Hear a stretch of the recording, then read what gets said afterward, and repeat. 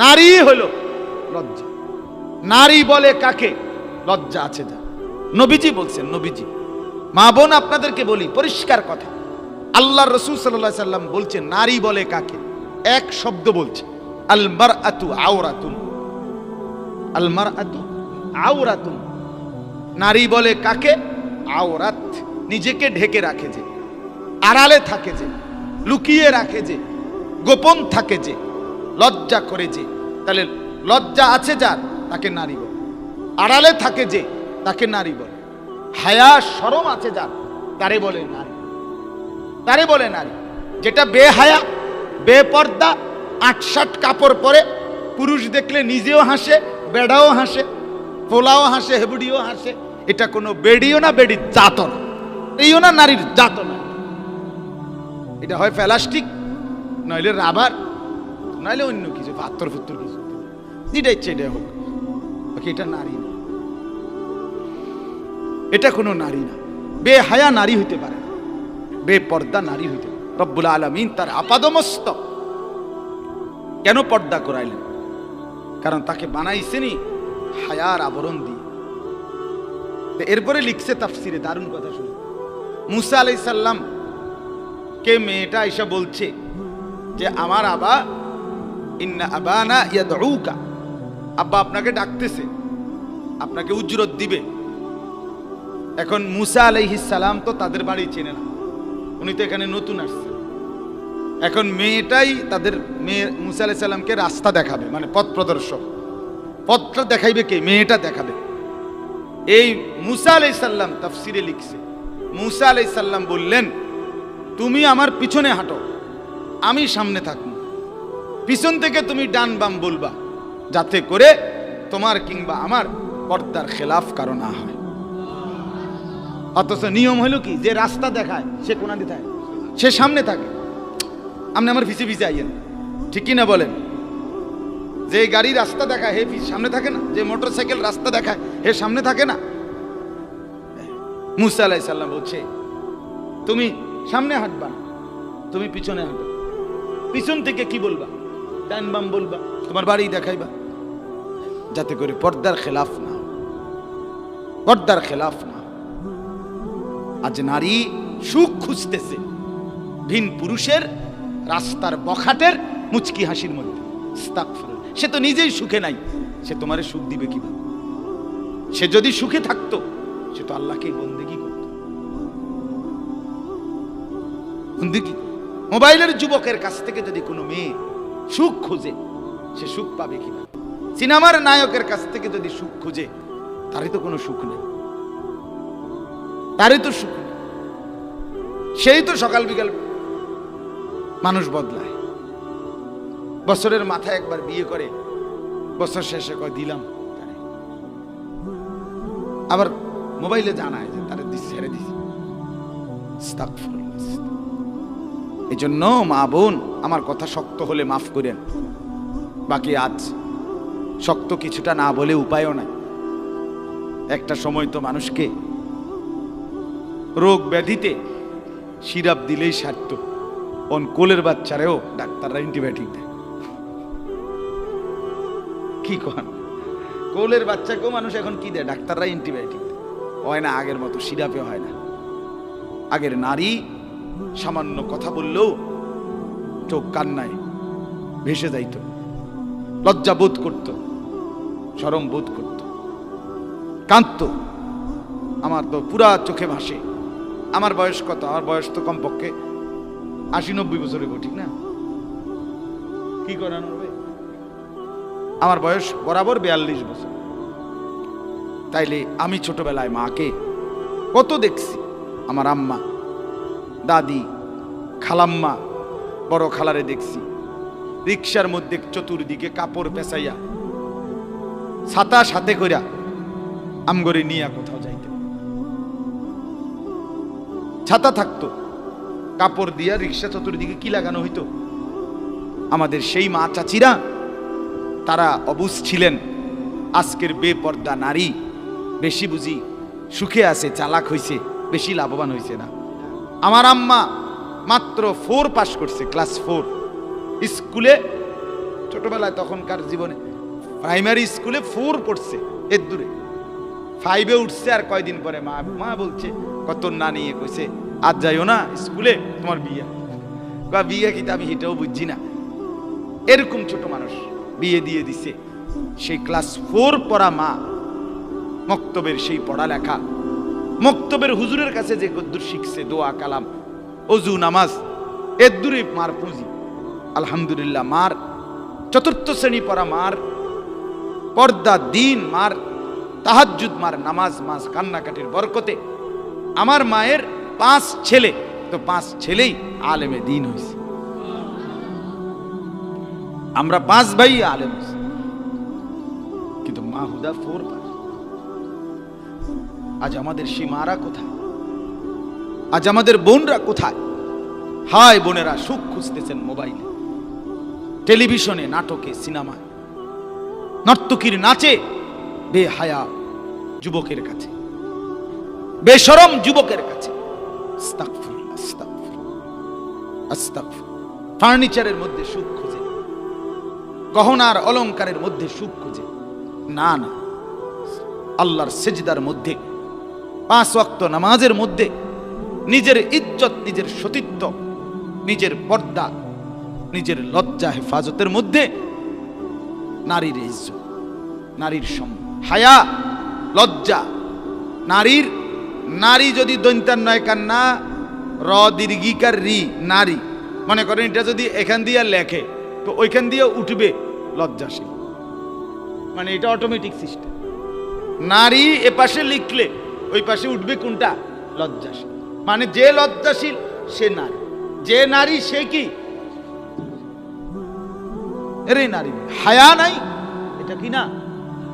আল্লাহ নবী সাল্লাল্লাহু আলাইহি ওয়াসাল্লাম বলেন, আল হায়াউ লা ইয়াতি ইল্লা বিখাইর। হায়া, লজ্জা কল্যাণ ছাড়া আর কিছুই আনে না। লজ্জাশীলতা নেকি আনে, নেকি আনে, কল্যাণই আনে। এক সাহাবী, হাদিসে আছে, আনসারী সাহাবী, ওনারা আপন ভাইকে বলতেছিল, বারবার নবীজি শুনতেছেন, আপন ভাইকে বলতেছে, আরে বেটা, তুমি বেটা বেশি লজ্জা দেখাও, বেশি শর্মাও, এত শর্মানো ঠিক না, এত লজ্জাশীল হওয়া ঠিক না, এভাবে বুঝাইতেছিল ভাই, ছোট ভাইকে। আল্লাহ নবী সাল্লাল্লাহু আলাইহি ওয়াসাল্লাম বললেন, দাউহু, আরে দেখো, তাকে ছাড়ো বেটা, ফা ইন্নাল হায়া মিনাল ঈমান। লজ্জাশীলতা সে তো পূর্ণ ঈমানদারের অংশ। কিসের থেকে তুমি তারে বিরত রাখছো? কি কমাইতে বলতে? ঈমান কমাইলাইতে কইতেছো? নবীজি বুঝে, লজ্জাশীলতা সে তো ঈমান, এটা তো ঈমানের অংশ। তার লজ্জা যত বেশি হবে তার ঈমান তত বাড়বে, এটা তার ঈমানের অংশ। এজন্য আমি অনুরোধ করছি আপনাদের কাছে, মেহেরবানি করে, দয়া করে আপনারা এটা বুঝতে শিখেন। 1 নাম্বার হলো সময়কে কাজে লাগান, সময়কে কাজে লাগান। গল্প গুজবে, বাজারে, মার্কেটে, হায় মা বোন, কত সময় জীবনে শেষ করে দিলেন। কোরআনুল কারীমে আল্লাহ বলেন, ফালা তাজলিমু ফীহিন্না আনফুসাকুম। সূরা তাওবার মধ্যে আছে, আল্লাহ বলে, বান্দা, আমার দেওয়া সময়, আমার দেওয়া মাসগুলো তুমি জুলুম করে, নাফরমানি করে বরবাদ করে দিও না। ফালা তাজলিমু ফীহিন্না আনফুসাকুম, নিজেদের উপরে জুলুম করো না। এই রাত আর আসবে না, এই দিন আর আসবে না, এই সপ্তাহ আর আসবে না। একজন বিশ্ববিখ্যাত মুফাসসির ছিলেন হযরত মুজাহিদ রাহমাতুল্লাহি আলাইহি।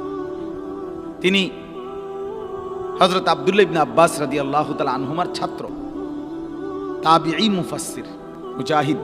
উনি বলেন, প্রত্যেকটা দিন যখন ভোর হয়, নতুন একটা দিন হয়, শুরু হয়, সূচনা, তো প্রতিটা দিনের সূচনায় ওই দিন ডাক দিয়ে বলে পৃথিবীবাসীকে, জগৎবাসী, যে হে দুনিয়াবাসী, আল্লাহর কসম, আমি শুধু এই একদিনের জন্যই পৃথিবীতে আসছি, আমি আর কোনোদিন আসবো না, আমি আর কোনোদিন আসবো না।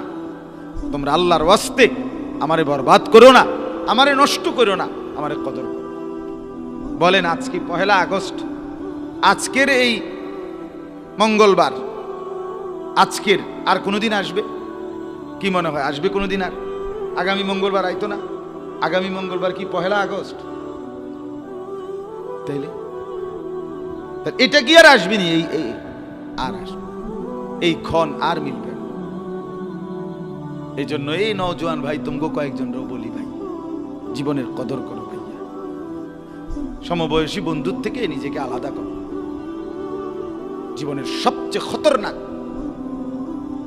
অসৎ সহপাঠী, অসৎ সঙ্গী, যে নামাজ পড়ে না, যে পেশাব করে পানি নেয় না, যে আল্লাহ খুদা আখেরাত চিনে না, সারাক্ষণ মোবাইলে অশ্লীল ছবি, নাচ গান, জিনা, ব্যভিচার, মদ, জুয়া, অশ্লীলতার খোঁজ খবর রাখে। এই বন্ধু এটা সরাসরি ইবলিস, এটা শয়তান। এ তোমারে শেষ করে দিবে, এ শেষ করে দিবে। একটা সেজদা, ইবলিসের অপরাধ কি? সেজদা না করা। কি না করা বলে? তাহলে একটা সেজদা না করলে সে ইবলিস হয়ে যায়। আমি আপনি কতগুলো সেজদা ছুটে গেছে জীবন। তাহলে একটা সেজদা না করার কারণে ইবলিসের প্রতি আল্লাহ যদি এতটা রাগ হয়, এই হাজার হাজার সেজদা ছেড়ে দেওয়ার কারণে রব্বুল আলামিন আমার আপনার উপরে কি পরিমাণ রাগ হচ্ছে। হ্যাঁ, নবীকে আল্লাহ ওয়াদা দিয়েছে, বন্ধু আপনার উম্মত আখিরি উম্মত, আপনার মহব্বতে দুনিয়ায় চূড়ান্ত শাস্তি আমি দেব না। এটা আল্লাহর ওয়াদা, কোরআনে আছে। ওমা কান আল্লাহু লিউআযযিবাহুম ওয়া আনতা ফীহিম ওমা কান আল্লাহু মুআযযিবাহুম হুম ইস্তাগফিরুন। আপনার কারণে ওয়া আনতা ফীহিম, আমনে আছেন দেখা চূড়ান্ত আযাব দিয়া ধ্বংস করব না বন্ধু। বাকি হাসরের ময়দানে আমি হিসাব না নিয়ে ছাড়ব না। কসম, আল্লাহ বলছেন বন্ধু আমি হিসাব নেব। সুপারিশ করবেন আপনি, ঠিক আছে, সুপারিশ মানে জান্নাত না, সুপারিশ মানে আবেদন গ্রহণ করে না করা শুধুই আমি আল্লাহর ইখতিয়ার। কি বলেন? আমরা অনেক মানুষ অনেক বোকা, বুঝে না, মানে নবী সুপারিশ করবে, নবী সুপারিশ করবে তো ঠিকই আছে, সুপারিশ মানে জান্নাত, কথা বলেন না। তাইলে নবীজি সুপারিশ করলে সবার জন্য সুপারিশ করবেন, তো সুপারিশ করলে যদি সবাই জান্নাতি হবে হতো, তাহলে নবী দাওয়াত দিছে যতজন দুনিয়াতে সবাই তো কালেমা পড়তো, সবাই কালেমা পড়ছে। নবীজি আবু জেহেলকে কালেমার দাওয়াত দেয় নাই, তো হে ঈমান আনলো না কেন? আবু লাহাব বলেন কেন ঈমান আনলো না? মানে হ্যাঁ করে ভালো করে বুঝাইয়া কইতে আসছে না নাকি? এরকম নবীজি হ্যাঁ করে মনে এমনি ঠাট্টা করে কইছে নাকি? না, তিনি তো চাইছে তারাও ঈমান আনুক, ঠিক কিনা বলেন? আমরা কিতাবে পড়ছি, আল্লাহ নবী সাল্লাল্লাহু আলাইহি ওয়াসাল্লাম তারিখে ইবনে খাল্লিকানের মধ্যে আছে, আবু জেহেলকে 4000 বার নবীজি কালেমার দাওয়াত দিয়েছে। আরবাআতু আলাফ, 4000 1000 4000 বার শুধু আবু জেহেলকে নবীজি কালেমার দাওয়াত দিয়েছে। সেই বেঈমান কি ঈমান আনছে?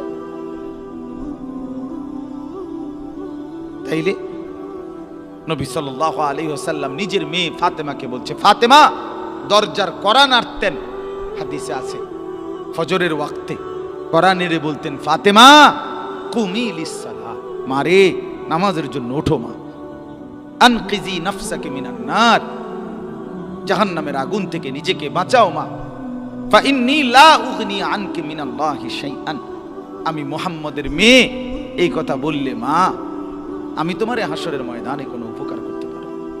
মুহাম্মদের মেয়ে বললে হবে না, সেজদা দেখাইতে হবে মা, তোমার পর্দা দেখাইতে হবে, তোমার বন্দিগি তুমি দেখাইতে হবে। বলে হযরত ফাতেমা রাদিয়াল্লাহু তাআলা আনহা নবীজির কাছে, নবীজির কলিজার টুকরা ছিল, নবী বলছে ফাতেমারে কেউ কষ্ট দিলে আমার দেহে কষ্ট লাগে, ফাতেমারে কেউ ভালোবাসলে সে যেন আমাকেই ভালোবাসে, এত মায়া ছিল। সেই ফাতেমা রাদিয়াল্লাহু তাআলা আনহা নবীজির কাছে গিয়ে বললেন, আব্বা আপনি আমার হাতের আঙ্গুলগুলো দেখেন, আটা পিষতে পিষতে আমার হাতের আঙ্গুলগুলো আব্বা কড়া পড়ে গেছে, দাগ পড়ে গেছে, আর আমি কূপ থেকে রশি দিয়া বালতি দিয়া পানি উঠাইতে উঠাইতে কাঁধের মধ্যে রশির দাগ পড়ে গেছে বাবা।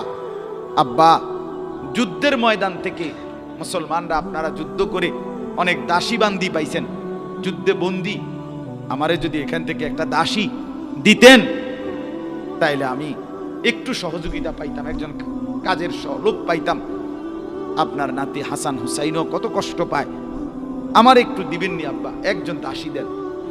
আল্লাহ নবী সাল্লাল্লাহু আলাইহি ওয়াসাল্লাম সরদারে দু আলম বললেন, আয়েশ ফাতেমা, মা আমি তোমাকে তার চাইতে উত্তমটা দেই। হযরত ফাতেমা বললেন, আব্বা যদি তার চাইতে উত্তম কিছু থাকে তো সেটাই দেন।